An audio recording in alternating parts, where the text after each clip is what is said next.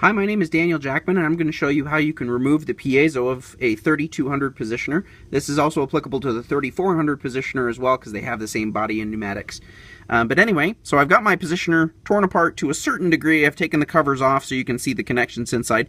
This connection right here is the piezo, the one with the black and red wire with the black connector. It's got a little tab in the side, so you push this tab in to pull that connector out. So that's your piezo wire. So now what I'm going to do is I'm going to rotate the positioner sideways here, just for demonstration. I'm going to take this cap off. This is the driver cover cap, and I've loosened it slightly already, just so you can kind of see. Take that off. So you can also see your piezo wires are coming out the bottom, going this direction, towards the shaft side of the positioner. Now that's important as we're putting the piezo back together. Just keep that in mind. The wires of the piezo go out the same side as the shaft. They don't go the other direction. They go outside of the shaft. So I'm going to go ahead and loosen up these screws. Now, one thing to keep in mind as you take this out is there are small spacers underneath these screws. So if you're taking this out, you want to make sure you don't lose those spacers. Now I'm going to try to take it out in such a way that the spacers stay in place, but you can kind of see what I'm talking about. So I'm going to pick up this piezo cap. Sometimes the piezo comes with it, but ultimately I just got my piezo cover and my two screws.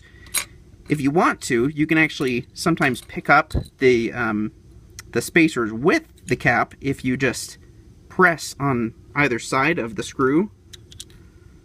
So it kind of picks up those spacers as well. That makes sense. So then you can dump those out in your hand so you don't lose those. Those are very important not to lose. I sometimes just use the driver cover as a place to store my spare parts as I'm doing this. But anyway, your piezo and your piezo board, this is the assembly right here. You can actually just pull that whole thing out. The wire just threaded back through there. So if you need to, you can just disconnect your piezo. As you can see, you've got connectors right there and right there to connect your piezo. Your piezo has 3 pins, 1, 2, 3. You can only connect it one way. We don't have a connection on that other pin. It's redundant, so we don't make a connection there. But that's the piezo board and your piezo.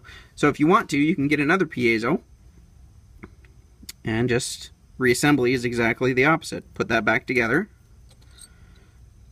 Let's put your cover back on.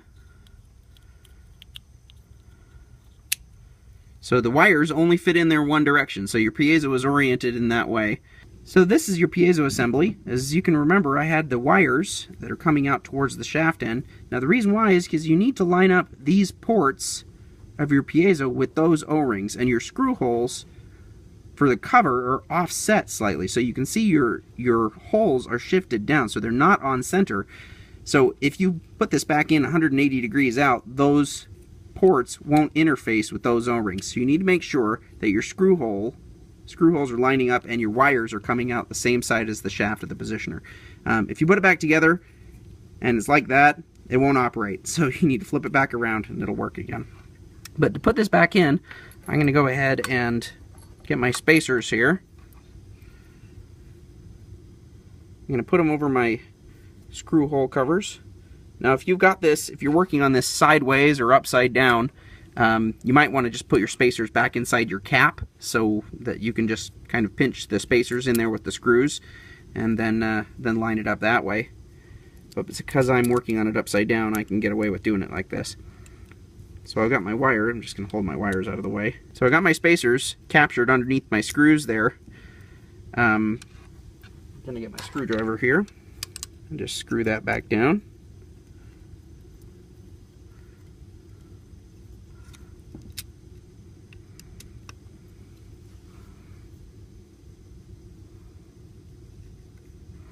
Okay, now I'm going to thread my wire back through here. Okay, and then just plug it back in to my main board right there. After you're done, just go ahead and put this cap back on. Just screw it back down. And that's how you replace a piezo on a 3000 series positioner.